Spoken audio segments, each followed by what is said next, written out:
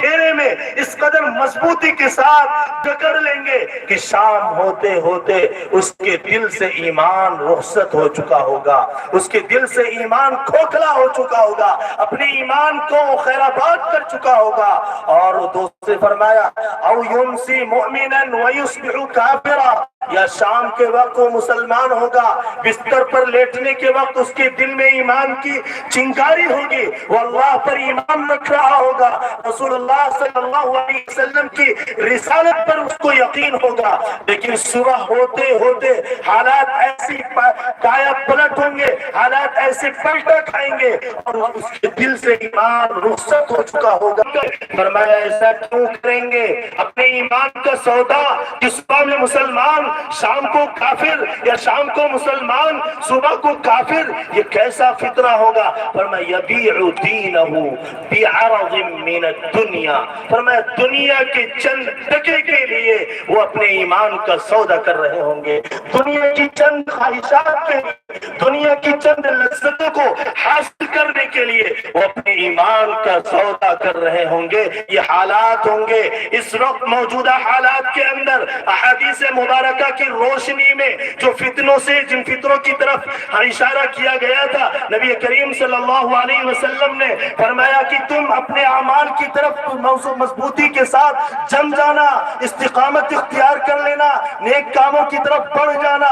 اس حالات کے اندر، ان حالات کے اندر دو محنتیں چل رہی ہیں، ایک تو وہ ہے، ایک محنت وہ ہے جو حق کے تلاش میں ہے، ایک جماعت ہے، ایک تعداد ہے، ایک بڑی تعداد ہے جو حق کی تلاش میں مختلف نیٹورکس کے ذریعے اور مختلف طریقوں کے ذریعے اپنے حق بات تک پہنچنے کی کوشش میں لگے ہوئے ہیں۔ چنانچہ ایک بڑی تعداد موجودہ حالات کے اندر اپنا ملک یا بیرون پوری دنیا کے حالات پر جائزہ لیا جائے تو حالات یوں ہیں، ایک بڑی تعداد اسلام کو پڑھ کر، قرآن کو پڑھ کر، احادیث کو پڑھ کر حلقہ بگوش اسلام ہوتی چلی جا رہی ہے، اور دوسری طرف جن فطروں سے آقا کریم صلی اللہ علیہ وسلم نے آگاہ فرمایا تھا کہ ان کے دلوں سے ایمان رخصت ہو رہا ہوگا، وہ حالات بھی ہمارے سامنے ہیں کہ موجودہ حالات کے اندر دنیا کی چند خواہشات کو حاصل کرنے کے لیے نہ جہالت کی وجہ سے اور دین سے دوری کی وجہ سے،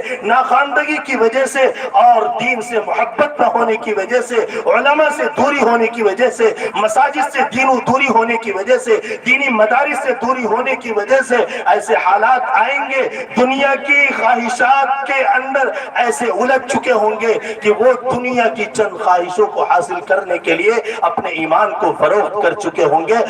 اور آئے دن یہ واقعات ہمارے سامنے پیش آتے چلے جا رہے ہیں کہ فلاں علاقے کے اندر، فلاں گاؤں کے اندر فلاں بچی مرتد ہو گئی۔ وہ بچپن سے کیسے ممکن ہو سکتا ہے کہ ایک بچی جو صبح کے وقت جب وہ اپنی آنکھیں کھولتی ہے، وہ صبح کو جب وہ عقل اور جو اس کے اندر اللہ تعالیٰ فراست عطا فرماتے ہیں وہ ہوش و خرد کے ناخن لیتی ہے تو اپنی ماں کو دیکھتی ہے مصلی پر نماز پڑھتے ہوئے، اپنے باپ کو دیکھتی ہے کہ وہ مسجد میں جا رہا ہے۔ ایک بچہ جب وہ ہوشیار ہوتا ہے اپنے والد کو دیکھتا ہے کہ وہ قرآن پڑھ رہا ہے، اپنی والدہ کو دیکھتی ہے کہ وہ قرآن پاک پڑھ رہی ہے، اس کی تلاوت کر رہی ہے، لیکن حالات ایسے پلٹا کھاتے ہیں اور فطروں کے اندر ایسا وہ مبتلا ہوتا ہے کہ وہ بڑا ہو کر جوانی کی عمر پر اس کی دہلیز پر قدم رکھتا ہے تو وہ